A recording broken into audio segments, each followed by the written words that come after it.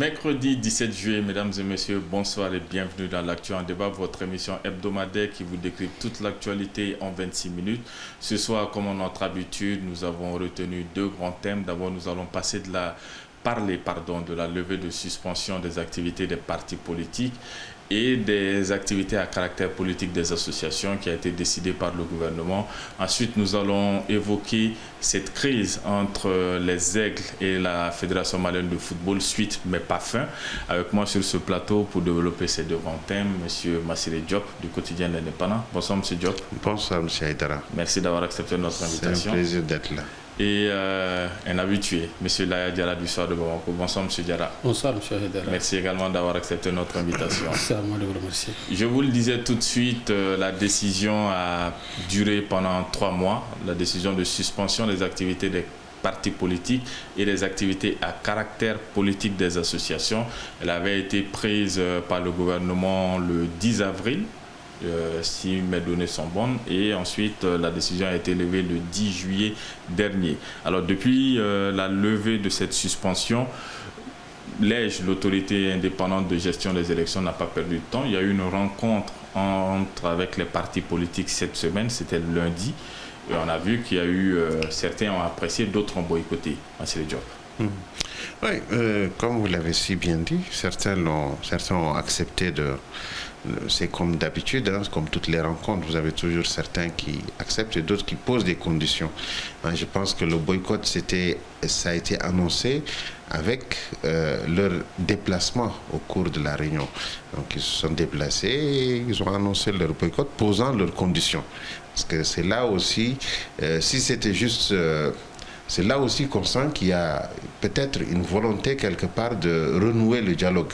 Si ils s'étaient dit, bon, on part et on annonce notre boycott tout simplement, ou bien on ne part pas, on dit qu'on boycotte, là au moins on pourra leur prêter une certaine mauvaise intention, mauvaise foi. Mais là, je pense qu'ils se sont déplacés malgré tout et ils ont tenu à poser leurs conditions et à dire les raisons pour lesquelles ils boycottent. Moi, je pense que c'est une opportunité de peut-être mettre la question ou bien les conditions qu'ils posent sur la table, parce que de toutes les façons, il faut aller vers une décrispation. Le pays est confronté à énormément de crises. Si on veut ajouter encore une autre crise qui ne connaîtra pas une fin immédiate, moi je pense qu'il faut se donner les moyens en tout cas de mettre fin à ça. Voilà. Alors, ces partis qui ont boycotté, ce sont les signataires de la déclaration du 31 mars. Il y a notamment le YLMA, il y a notamment l'ASMA CFP, il y a de grands partis en leur sein. Et la condition sine qua non, c'était que leurs 11 camarades qui ont été arrêtés il y a 1 mois au domicile de Moustapha Diko, un vice-président de l'ALEMA, soient libérés. Mais on a vu avec la réponse de l'EJ que le président a dit que ce n'est pas leur rôle à eux de mener une médiation en ce sens ou un plaidoyer en ce sens-là. Oui, tout à fait. Il faut reconnaître aussi qu'on est en politique. Et en politique, dans ce genre de situation, je crois que c'est la politique, la chaise vide, qui est la meilleure stratégie. Et c'est ce qui peut payer. C'est vrai. Le fait même de répondre à l'invitation, puisqu'ils étaient tous là, ils ont fait leur entrée en salle, ils ont écouté le président de l'ES, Maître Cissé, faire sa déclaration liminaire, et après, quand on a ouvert le débat, ils ont demandé peut-être à poser une question préjudicielle. Et là, il y a eu même un petit incident qui a été tout de suite géré. Et le porte-parole, le docteur Konaté, est sorti pour dire ce que eux ils pensent de la situation. Ils ont apprécié d'abord la levée de la suspension, la mesure de suspension. Ils ont apprécié, en tout cas, la relance du dialogue par l'ES, qui est quand même dans son rôle. Mais n'oublions pas que 11 de leurs camarades sont aujourd'hui détenus, et ce sont des détenus politiques. Maintenant, si eux, ils venaient à participer à cette réunion, pendant que les camarades qui ont les mêmes convictions, qui se battent pour le même idéal, pour la même cause, sont derrière les barreaux, moi je crois que ce serait une trahison de la part de ces acteurs. Et le fait de faire la politique de la chaise vide, et je crois que c'est la meilleure stratégie, et à ça même on s'attendait. Mais est-ce qu'ils ne prennent pas le risque aussi de rester à quai au moment où le train va avancer moi, ça va m'étonner parce qu'il faut reconnaître que ce sont les partis les plus représentatifs. Et je ne fais pas l'insulte à ceux-là qui étaient dans la salle, mais il faut savoir que c'est des micro-partis qui étaient là. Je ne leur fais pas l'injure. Mais aujourd'hui, dans le pays, chacun connaît chacun, comme on le dit, quoi. On ne peut pas prétendre à des élections inclusives en laissant de côté l'ADEMA, le Parena, Yelema, et Asma, Farankaouri, Kodem, j'en oublie. Mais aujourd'hui, ce sont les gros cylindrés de la classe politique. Et le président de l'EJ l'a dit, maître, il sait que l'affaire est judiciarisée. Maintenant, il ne lui appartient pas quand même. Ça se gère à un autre niveau. Et les politiques aussi savent là où ça se gère.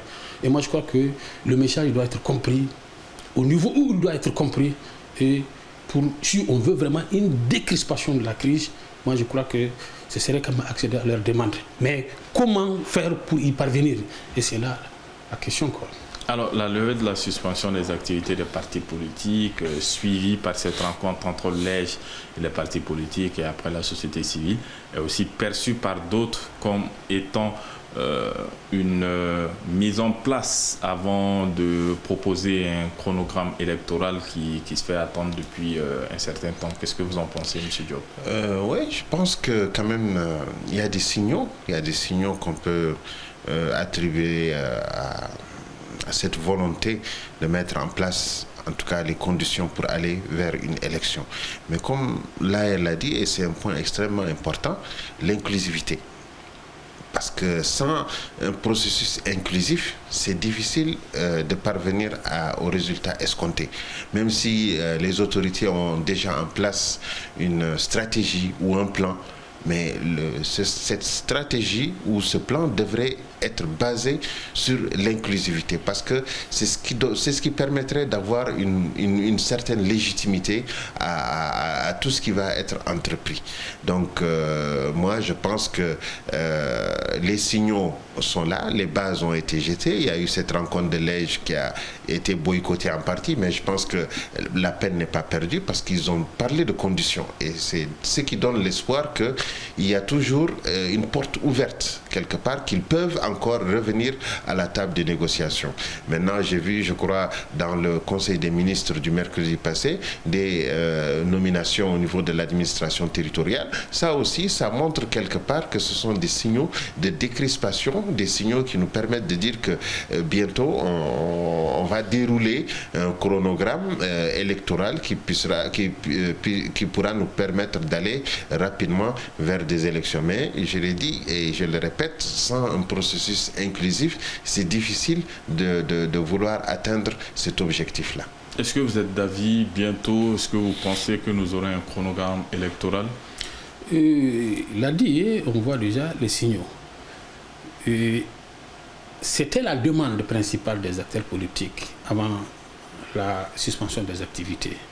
Et la suspension des activités des partis politiques à caractère politique des associations était faite dans un contexte particulier, parce qu'on était dans la mouvance du dialogue intermalien, pour ne pas dire le déni, parce que la dernière fois, je vais répéter le déni, du dialogue intermalien. Et sentant la menace que cela représentait, je crois qu'on avait suspendu les activités.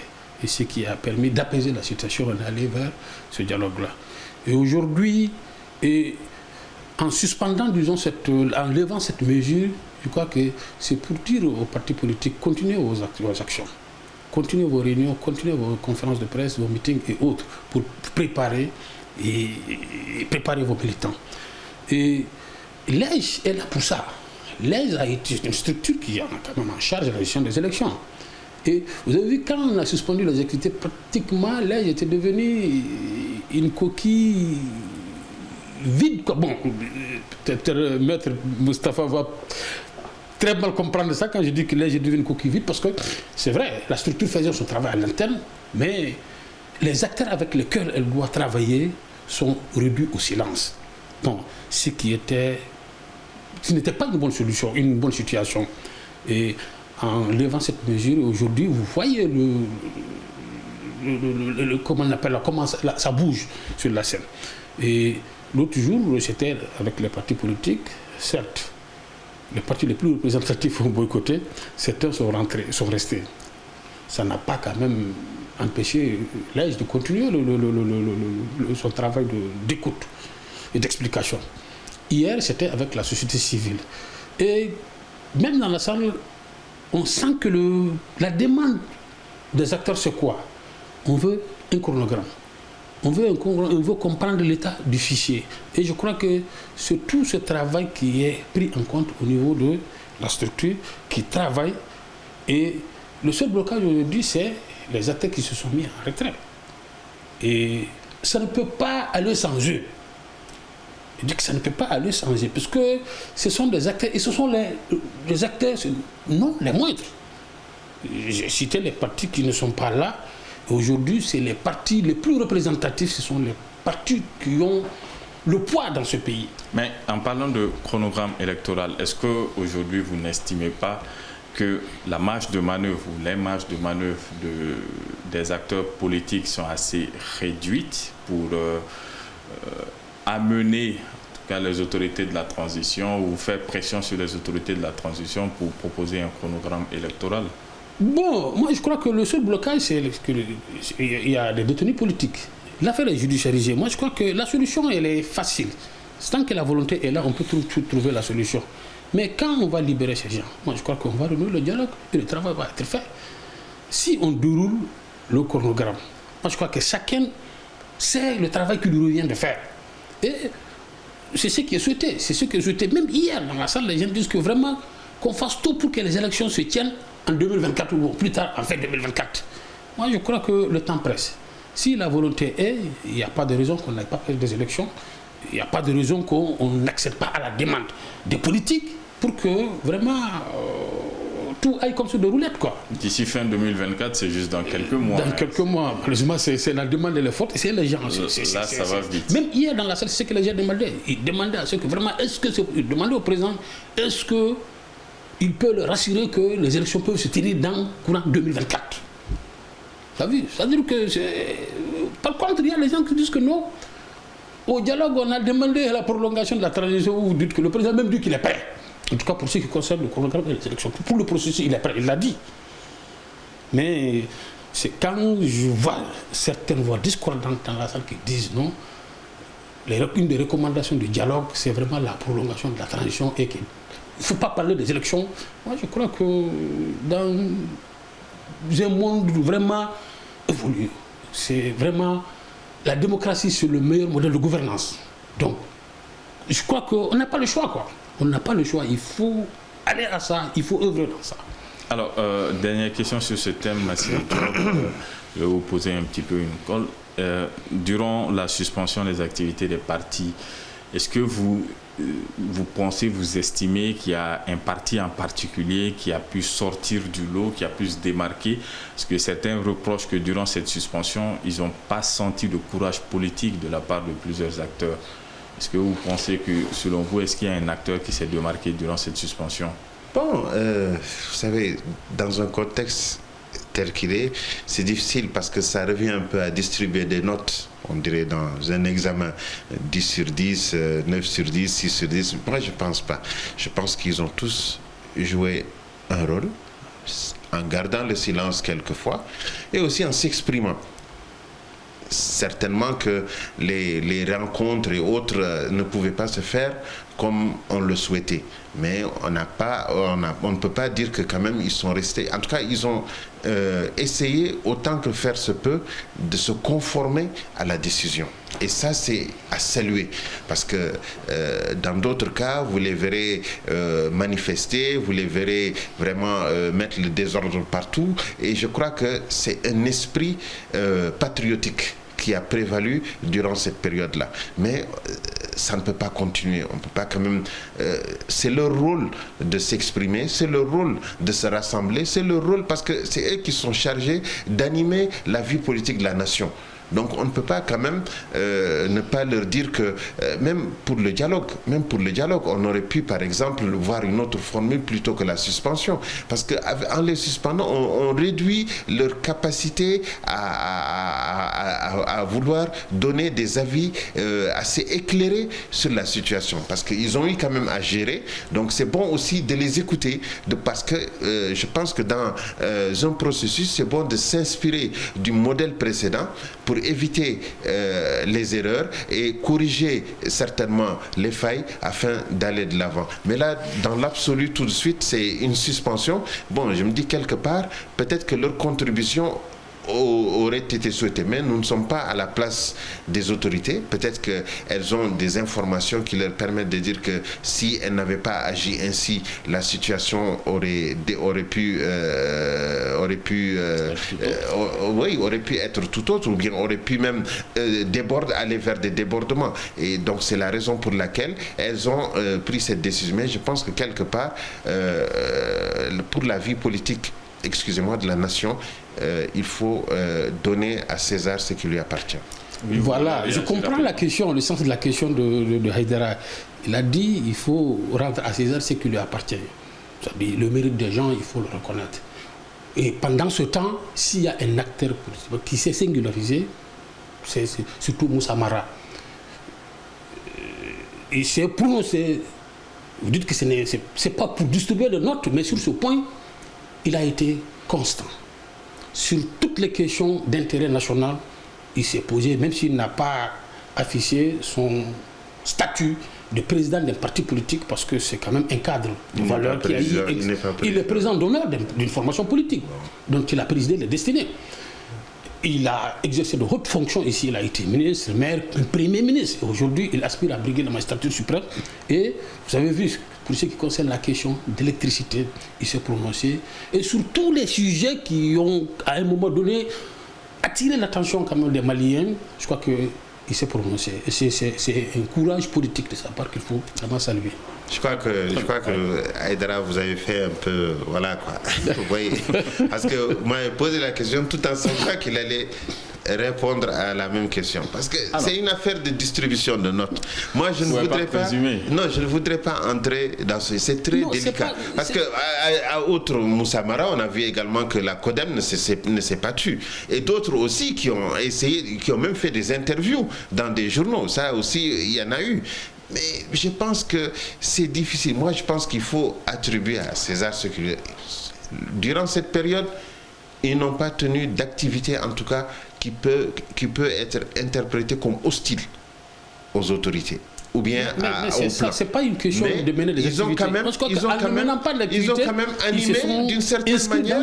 Ils ont quand même animé d'une certaine manière la vie politique en faisant des déclarations, en faisant des interviews, en alertant. Moi, je ne peux pas dire que Moussa Mara, il est le seul durant cette période. Je ne dis pas qu'il est le seul, il y a d'autres qui ont fait la même chose. Le plus visible, quand même, c'est mieux, par exemple, de les mettre dans un ensemble. Encore une fois, les acteurs politiques, moi en tout cas, je ne fais pas de distribution, parce que vous pouviez aller plus loin. Il y a certains, par exemple, où on a accusé, par exemple, de 2 poids et 2 mesures, qui ont carrément tenu des activités qui peuvent être interprétées comme politiques. Ça aussi, il y en a eu. Le courage politique de Mara, il faut vraiment le saluer. On va passer au deuxième thème de la soirée. Parce qu'il faut reconnaître que c'est quelqu'un qui a reçu de coups dans le passé. Ils en ont plusieurs d'entre eux en ont reçu. Alors, on a encore quelques minutes, on va passer au deuxième thème de la soirée, monsieur, si vous le voulez bien. C'est cette crise entre la Fédération malienne de football et les aigles qui n'en finit plus. Dernier épisode en date, c'était le vendredi dernier, suite à la suspension provisoire qui a été prononcée contre le capitaine Amari Traoré. Plusieurs de ses coéquipiers ont relayé un message sur leurs différents réseaux, notamment Amadou Haïdara, Mohamed Kamara, expliquant que jusqu'à la levée de suspension, il y a des similitudes avec le boycott des partis politiques également, avec ce qu'on vient d'évoquer avec l'Est. Donc jusqu'à la levée de suspension du capitaine Amari Traoré, ils font le choix de se mettre en retrait de la sélection nationale. Quel est votre avis là-dessus, M. Diop? Qu'est-ce que vous voulez? Moi, je pensais qu'il fallait s'y attendre. Et je ne peux pas quand même dire que c'est un mauvais choix ou c'est une mauvaise décision. la solidarité devrait être de mise, quoi qu'il en soit, parce que nous sommes embarqués dans le même bateau. Le capitaine, c'est le capitaine. Il a le droit de parler, et quand il parle, je crois que c'est au nom de toute l'équipe. Il ne parle pas au nom d'un joueur ou je sais pas, d'un encadreur ou je sais pas moi, un membre de la fédération. Il parle au nom de l'équipe parce que c'est le capitaine. Le capitaine. Est-ce que ce n'est pas la manière de parler qui est remise en cause finalement? Le fait que ça a été public sur les réseaux sociaux. Bon, aujourd'hui, qu'est-ce que vous voulez? Les réseaux sociaux, pratiquement, on les utilise tous. Hein. Même de l'autre côté, les décisions qui sont souvent prises, plutôt que de faire un face-à-face ou d'en discuter, on publie rapidement. Je pense que c'est la tendance. Peut-être que recadrer ne serait pas une si mauvaise idée. Déjà, on sait que la crise, elle est là. C'est pas une crise qui date d'aujourd'hui. Peut-être qu'aujourd'hui, c'est la goutte d'eau qui a fait déborder le vase. Mais encore une fois, cette crise, elle était latente. Peut-être qu'elle attendait le moment tout simplement pour tout déballer. Et là, je pense que malheureusement, on n'a pas su prévenir. On n'a pas su anticiper. On a laissé faire et voilà que nous nous retrouvons dans une situation beaucoup plus embarrassante. C'est comme si quelquefois c'est transpiré sous la pluie, hein, parce que vous avez des efforts énormes, colossaux qui ont été consentis pour que les joueurs participent à des événements et qu'on se retrouve à une telle situation. Moi, je pense que quelque part, est-ce qu'on ne pourrait pas dire que c'est du gâchis? Parce que le pays a tellement de priorités aujourd'hui. Les hôpitaux sont là, les écoles sont là, les infrastructures sont là et d'autres secteurs clés. Mais on a quand même décidé de sacrifier des moyens colossaux pour les mettre à la disposition de ces joueurs. Et voilà un peu comment la situation a évolué quelque part. Mais je pense que c'est une occasion de tout remettre en cause et de remettre en cause surtout les dirigeants. Parce que c'est une affaire aussi de dirigeants, le football aujourd'hui. Ce n'est pas une affaire de simples joueurs. Les joueurs, ils peuvent avoir une certaine influence, mais les dirigeants, c'est là où vraiment le cocotier peut bouger. Alors, il y a certains qui sont partisans du fait d'aller négocier avec le joueur, puisque bon, ils forment une ossature d'équipe, ce sont les meilleurs en place actuellement pour que la situation puisse s'apaiser, lever de suspension. Il y a d'autres qui sont partisans aussi de, en reprenant le mot de Massiré, secouer le cocotier, tout renouveler et laisser de côté ces joueurs pour ramener une toute nouvelle génération. Vers quel camp vous vous situez, M. Diarra? Avant de répondre à la question, je réponds par cette question que Massiré a posée dans ce genre de situation. Qu'est-ce que vous voulez? Vous savez, le sport malien, ça dit toute discipline confondue, ça dit à de sérieux problèmes. Et je crois qu'à un moment, on a fait le débat ici, on dit que vraiment, il faut chercher à situer les responsabilités. Je crois que le comportement de Amari Traoré, je crois que ça a été déploré par certains et d'autres ont trouvé que c'est la meilleure façon de faire. Le fait qu'il ait agi sur les réseaux sociaux, moi je crois que c'est ce qui est à la mode. Et au niveau de la fédération, moi je crois que aujourd'hui il y a des gens même qui se posent la question si la fédération a compétence juridictionnelle pour prendre la mesure de sanction contre le capitaine. Je crois que c'est un débat, moi je crois que on doit trancher cette question. Mais pour revenir à votre question, que la tendance aujourd'hui, je dégage, c'est qu'on exhorte plutôt à aller négocier avec les joueurs. Moi je crois que si les joueurs ne faisaient pas preuve de solidarité vis-à-vis de leurs camarades, je crois que ce serait assimilable à une trahison. Moi je crois que vous l'avez dit. Il a parlé pas en son nom, mais il a parlé au nom de l'équipe. L'équipe, c'est tout le monde. Et les conditions dans lesquelles les Aigles étaient au cours du voyage, c'est le voyage catastrophique de Johannesburg. Je crois que tous les Maliens, après son tweet, tous les Maliens s'attendaient vraiment à ce que tout de suite, on situe les responsabilités. Et je crois que c'est ce qui est en cours. Vous avez vu. Maintenant, est-ce que ça suffit? À partir du Conseil des ministres d'hier, moi je crois qu'au niveau du ministère, parce que le ministre en personne avait promis des sanctions, on attendait. Je crois que hier au Conseil des ministres, quelqu'un quand même a été sacrifié, il a perdu son poste, c'est le secrétaire général, mais est-ce que c'est la raison? Bon, est-ce que la responsabilité doit imputer au secrétaire général. Il y a d'autres personnes, que ce soit au niveau de la FEMAFOOT, que ce soit au ministère. Moi, je crois qu'on doit avoir sur tout le monde toutes les têtes qui sont impliquées dans cette situation, qui doivent être coupées, qui doivent tomber. Très bien.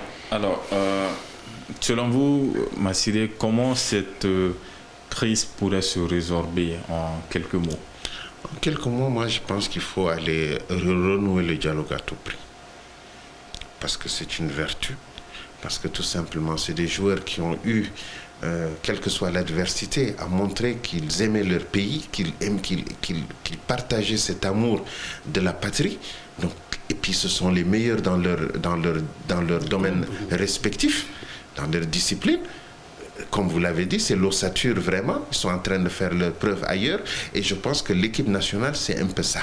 C'est vraiment une sélection. C'est pour cela d'ailleurs qu'on l'appelle une sélection. On ne choisit pas n'importe qui, n'importe comment, n'importe quand. Donc c'est des joueurs qui ont fait cette preuve-là. Donc c'est la raison pour laquelle moi je pense que, un, il faut renouer le dialogue. Et deux, comme Laël a dit, tout de suite, situer les responsabilités et prendre des mesures. Parce que on a trop négocié, on a trop attendu, on a trop promis, on a trop mené des consensus pour se dépasser. Mais là, je pense que l'heure n'est plus à ce niveau. Il faut tout de suite renouer le dialogue, tout de suite prendre des sanctions, situer les responsabilités. Moi, je ne pense pas à cette histoire de oui, la FIFA dit qu'il faut séparer l'État et puis la fête. Non, chez nous, en tout cas, ça ne se pratique pas comme cela. Le football, comme n'importe quelle autre discipline sportive, c'est d'abord l'État. C'est d'abord l'État. Les fédérations, oui, elles sont indépendantes, mais ça, je pense que ça relève de notre niveau. Parce que quand ces fédérations n'ont pas les moyens de leur politique, elles font recours à l'État. Donc ça aussi, il faudrait qu'on puisse se dire que ça ne peut pas se faire. Il faut le sacrifier, quelle que soit maintenant la FIFA, ce qu'elle va imposer comme sanction. Mais je pense que l'essentiel, c'est de remettre tout en place. Remettre tout en place, d'autant que le temps presse. Le prochain match du Mali, c'est dans moins de 2 mois. Et je rappelle que le Mali n'a pas encore de sélectionneur depuis le limogeage d'Éric Sekouchel. Donc ça, c'est encore une autre affaire à gérer. Merci, Massiré Diop, du quotidien de l'Indépendant, d'avoir répondu à notre invitation. Tout le plaisir est pour moi. Merci à Alaya Diarra du Soir de Bamako également d'avoir été sur notre plateau.